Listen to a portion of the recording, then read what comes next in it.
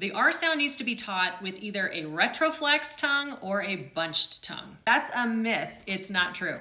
I'm Amy Graham, a speech pathologist in Colorado, and I specialize in speech sound disorders. Welcome back to my SLP Myth or Fact series where I debunk common misconceptions. Here's the thing. The newest literature from Jonathan Preston and colleagues back in 2020 did imaging studies looking at how people produce the R sound correctly, and here's what they found. Actually, there are 5 movements that need to happen, not just curling your tongue tip or pulling your tongue back. And actually, here's the thing. Both of those things kind of need to happen regardless of how you teach it. So here are the 5 movements. The tongue tip or front of the tongue needs to be elevated in order to get that oral constriction. Second thing is the tongue root needs to be retracted to get pharyngeal constriction. Now that sounds to me like retroflexed a little bit and bunched a little bit, but we need to teach both.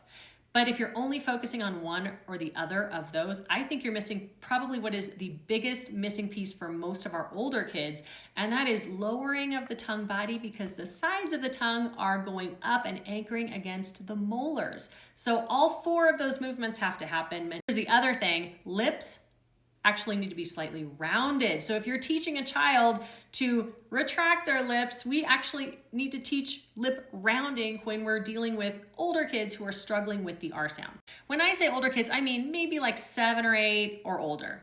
If they're gliding, that's a whole different story. If you want help distinguishing those types of R errors and figuring out how to cue kids to do all those really complicated movements, I have a 2-hour R course that you can find if you tap the link tree from my profile. Follow for next week's myth or fact.